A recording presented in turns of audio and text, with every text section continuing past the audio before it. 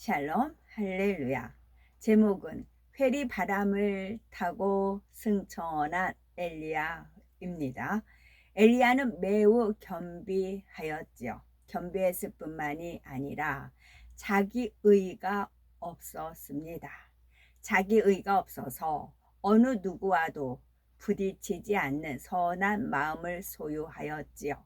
그래서 하나님의 능력을 받아 큰 선지자로 쓰임 받을 수가 있었죠. 겸비했고 자기 의가 없었고 누구와 부딪히지 않는 선한 마음을 소유해서 하나님의 능력을 받아 큰 선지자로 쓰임 받을 수가 있었죠. 연단을 통해 강하고 담대한 면모를 갖추게 된 후에는 놀라운 이적과 기사를 나타내 우상 숭배에 빠진 이스라엘 백성을 하나님께로 돌아오게 했습니다. 자기의 사명을 다한 엘리야는 회리 바람을 타고 승천하였지요. 그런데 성경 곳곳에는 이런 엘리야가 신약시대의 세례 요한으로 왔음을 알려주고 있죠.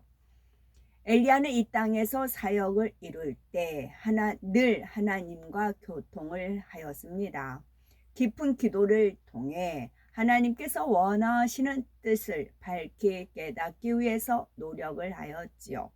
유약한 성품으로 큰 일을 이루기 위해서는 그만큼 더 하나님께 매달려야 했습니다.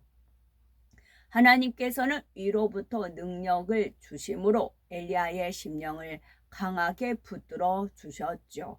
이러한 체험을 통해 엘리야는 하나님의 권능을 더욱 사모하게 되었습니다. 유약한 자신에게 큰 권능을 입혀 강하게 하시는 하나님을 더욱 사랑하게 되었지요. 도저히 순종할 수 없는 일도 하나님께서 명하시면은 순종을 하였습니다. 세상 사람들도 사랑하는 사람을 위해서는 뭐든지 해주고 싶어 하죠. 자신의 한계를 벗어나는 일에도 최선을 다합니다. 그런데 육적인 사랑은 세월이 지나고 환경이 바뀌면 마음도 행함도 변합니다. 육적인 사랑은 세월이 지나고 환경이 바뀌면 마음도 행함도 바뀝니다. 이렇게 바뀌는 상황을 저가 이제 보면 조강지처 그거를 많이 떠올려요. 어려울 때 그거를 조강지처 모든 상황에서 그 말을 딱 접목시키면 조강지처지 그 말이 왜 있겠느냐 그렇게 풀어주시면 납득이 돼요. 맞네요. 그러네요. 그 어려울 때 힘없고 능력 없을 때 힘주고 능력 주고 은혜 주고 그래서 어느 정도 궤도에 올라오면 나 잘났다 라고들 하셔요. 정말 그래요. 자신이 해준 만큼 상대에게 받기를 원하지요. 그러나 하나님에 대한 엘리야의 사랑은 변함이 없었고 그 사랑을 행함과 진실함으로 온전히 나타냈습니다. 많은 사람이 하나님을 믿는다, 사랑한다 하면서 막상 어떤 일을 맡기면 자신의 성품을 핑계로 못한다고 말합니다. 나도 하고 싶지만 그 일은 성품상 맞지 않아 어쩔 수 없다라는 거지요. 이런 사람은 중심에서 하나님을 믿고 진실하게 사랑하는지 돌아봐야 합니다. 하나님에 대한 믿음과 사랑이 뜨거우면 성품은 아무런 상관이 없기 때문이죠. 아버지 하나님의 사랑을 전하지 않고서는 우리 주 예수 그리스도를 외치지 않고는 견딜 수 없는 심정이 되는 겁니다. 육으로 심히 요약한 성품을 지녔던 엘리야는 혈혈 단신으로 거짓 선지자 85명과 대결해 불의 응답을 끌어내리기까지 했지요. 하나님을 향한 불붙는 듯한 사랑이 있으니 하나님을 멀리하고 우상 숭배에 빠진 백성을 구하고자 담대히 행할 수 있었던 겁니다. 엘리야는 이러한 과정을 통해 하나님에 대해서 더 밝히 깨닫고 정립할 수 있었죠.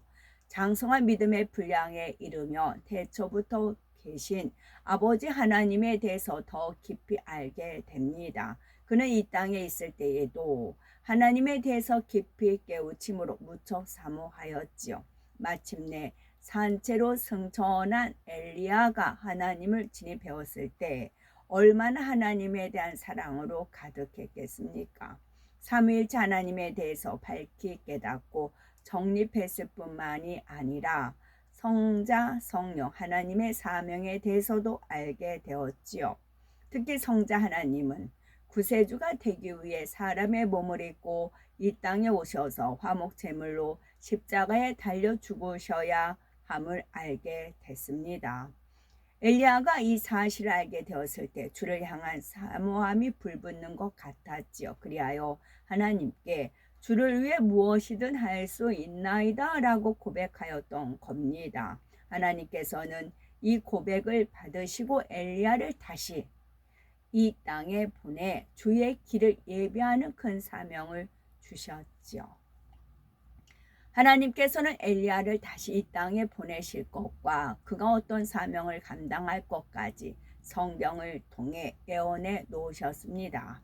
이사야 40장 3절에 외치는 자의 소리여 가로되 너희는 광야에서 여호와의 길을 예비하라 사막에서 우리 하나님의 대로를 평탄케 하라 말씀했습니다. 말라기 4장 5, 6절에는 보라 여호와의 크고 두려운 날이 이르기 전에 내가 선지 엘리야를 너희에게 보내리니 그가 아비의 마음을 자녀에게로 돌이키게 하고 자녀들의 마음을 그들의 아비에게로 돌이키게 하리라 했습니다. 이것은 불교에서 말하는 윤회의 개념과는 전혀 다르지요. 하늘에 올라간 사람이 다시 태어난 일은 인류 역사상 오직 엘리야를 통해 단 한 번 있었습니다. 그러면 산채로 승천한 엘리야는 어떻게 다시 이 땅에 태어날 수가 있었을까요?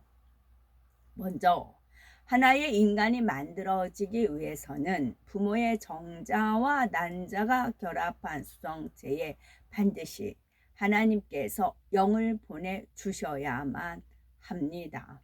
영이 주어지지 않는다면 모습은 사람이 돼 짐승과 다를 바가 없기 때문이죠. 그래서 하나님께서는 사람이 잉태된 지 6개월째가 되면 영을 보내주십니다. 주의 길을 예비한 세례 요한이 잉태되었을 때 그에게 보내주시는 영 안에 엘리야의 마음을 담아 보내셨지요. 엘리야의 영 자체가 아니라 엘리야의 마음이 담긴 영을 보내주신 겁니다.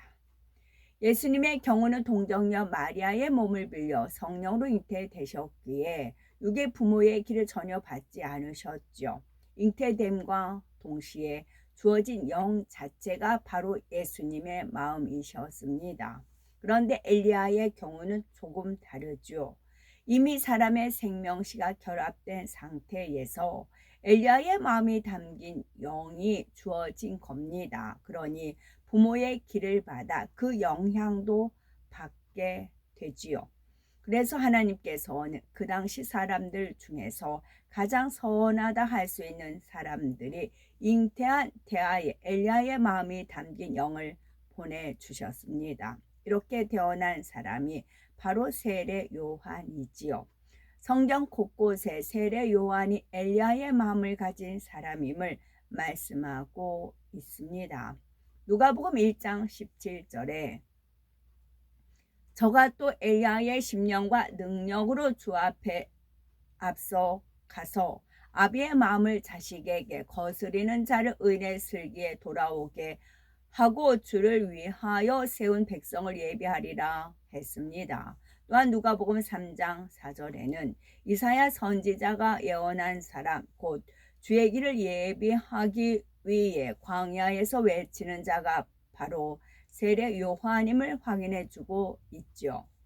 무엇보다 예수님께서 세례 요한이 바로 엘리야임을 말씀을 하셨습니다. 제자들이 어찌하여 서기관들이 엘리야가 먼저 와야 하리라 하나이까 하고 여쭈었을 때 예수님은 이렇게 답변하셨죠.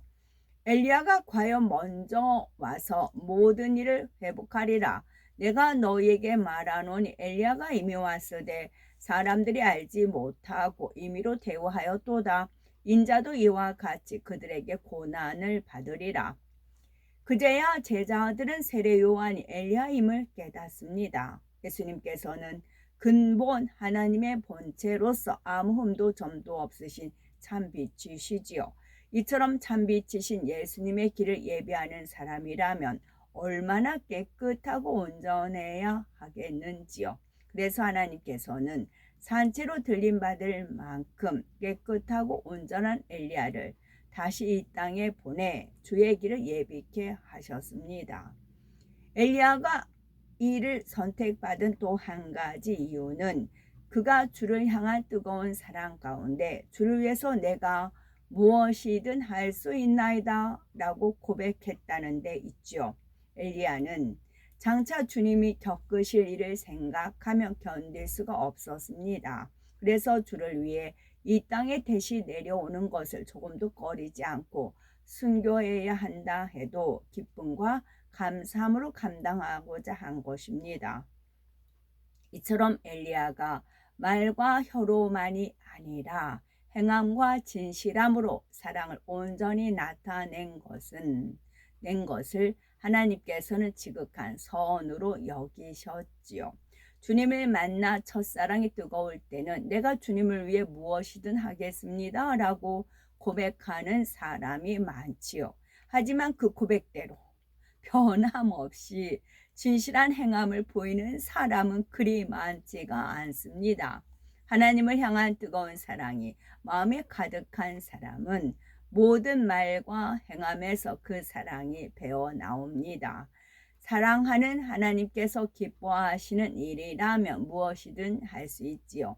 온유하신 예수님도 성전을 더럽히는 사람을 볼 때는 엄히 책망하셨습니다. 성전에서 매매하는 장면을 보시고 노끈으로 채찍을 만들어 짐승들을 쫓아내시며 돈 바꾸는 사람들의 상을 엎으시기까지 하였지요. 이처럼 하나님을 뜨겁게 사랑하면 주변 사람이나 환경이 눈에 들어오지 않습니다. 오직 하나님의 뜻만 생각하고 어찌하든 그 뜻을 이루어 드리고자 열망하게 되지요. 하나님의 일을 이룸에 있어 어찌 성품이나 환경을 핑계 댈 수가 있겠습니까? 엘리야처럼 하나님을 향한 뜨거운 사랑을 진실한 행함으로 나타내 보이셔야 되겠습니다. 2주에 걸쳐서 한 주는 불확실한 산책길이라는 그런 코스가 있었어요. 말 그대로 불확실한 산책길이에요. 근데 그게 이제 한 주 한 주가 있더라고요. 그래서 2개를 다 신청을 했더니 전화가 왔어요. 똑같은 코스래요. 똑같은 코스래. 그래서 어차피 그 도서관까지는 이제 30분이고 또 한두 시간 이제 산책할 수 있는 그런 운동할 수 있는 기회이기 때문에 그러면 같은 거 2가지 신청하면 안 돼요? 그랬더니 가능하대요. 그러면 2가지 똑같은 코스지만 신청하겠습니다 해서 2개 다 마무리가 됐어요. 처음에는 정말 불확실한 산책길이었어요. 그쪽 방향은 전혀 가보지도 않았고 처음 걷는 길이었어요. 그래서 수수께끼 풀듯이 이제 한 장씩 한 장씩 거기서 이제 뭐 찾아가면서 체크하면서 가는 길이었어요. 좀 막막했어요. 정말 불확실했어요. 가서 물어보고 뭐 또 정조 그 어머니를 이렇게 모셨던 그런 행궁길도 있었고, 근데 거기서 저한테 아버지 하나님께서 저한테 공부시켜 주시고자 했던 거는 헤브라님께서 이산이라는 드라마를 굉장히 열심히 보셨어요. 저는 바깥에서 이제 고양이 이제 밥 주고 있었고요. 근데 너무 열심히 이산이라는 드라마를 봤어요. 근데 저는 이제 안 봤거든요. 옆에서 이제 좀 이렇게 보면 뭐 그림 그리는 거 나오고 뭐 그런 식이더라고요. 그렇게 열심히 보셨어요. 근데 바로 그 이산 정조가 얼마나 효자였는가 그런 것이 쪽에 은행나무 색으로 있는 쪽에 이제 베어져 있는 거더라고요. 그리고 나서 이제 또 한 주가 지나서 이제 두 번째 제가 참여를 하였죠. 두 번째 참여를 했을 때는 한 번은 이제 헤맸지만 익혔단 말이죠. 그래서 이제 두 번째 참석한 사람 저 하나지만 한 10명 되는데 내색을 안 했어요. 이제 코치하는 분들이 있으니까 내색을 안 하고 처음 참석하는 마음으로 참석을 하였어요. 두 번째는 이제 즐기는 거죠. 제가 뭐 놓쳤던 그 부분들 같은 길이었으니까 즐기면서 마무리가 됐어요. 그랬더니 다 끝나고 누구 좀 이제 오늘 그 산책길에서 얻은 거를 발표할 사람 있느냐 해서 다 잠잠해요. 저도 이제 뭐 잠잠하죠. 그랬더니 저를 시키더라고요.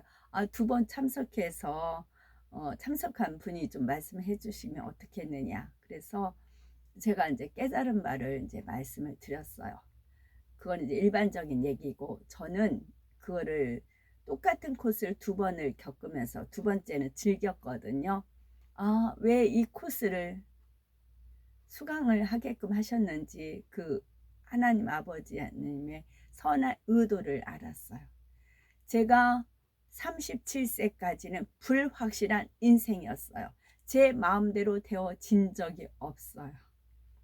아무리 계획을 짜도 항상 어그러졌어요. 항상 불확실했고 불안했고 안정되지가 않았었어요. 그리고 37세 이제 마무리하고 하나님 품에 안겨서 앞으로 되어질 일 그렇게 이제 암호로 이제 퍼즐로 이렇게 압축이 된 상황에서 두 번째 인생길을 가잖아요. 그랬을 때는 즐기는 거죠. 한번 인생이란 걸 겪어봤기 때문에 왜 이런 문제가 오고 그럼 이제 풀어주시잖아요. 물론 답을 안 주실 때도 있어요. 딱 부딪혀가지고 특히 사람들 그래요. 나는 정말 저 사람 말하는 거 봐서 믿을 것 같은데 딱 부딪히면 아니에요. 그러면 상처받고 오지만 옛날에는 그 상처가 흔적으로 남았는데 지금은 아니죠. 그 상처를 이제 왜 그랬는지 인생 공부를 시켜주고 이거는 천국에서 할 수 없는 그런 인생의 쓴맛을 알게끔 해주시는 거지요. 그래서 아버지 하나님 너무 감사합니다. 옛날엔 그 인생이 불확실했는데 이제는 확실한 가운데 살 수 있고 또 인생을 즐길 수 있는 그런 여유의 마음도 주셨나이다 라고 감사를 하였습니다. 아멘. 샬롬.